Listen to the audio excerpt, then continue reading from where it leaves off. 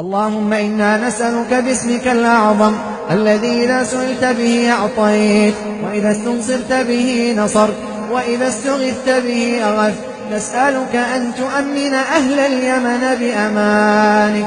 اللهم أمن أهل اليمن بأمانك، اللهم أمنهم بأمانك، اللهم أمنهم بأمانك، اللهم اكلؤهم بكليك، اللهم احرسهم بعينك التي لا تنام.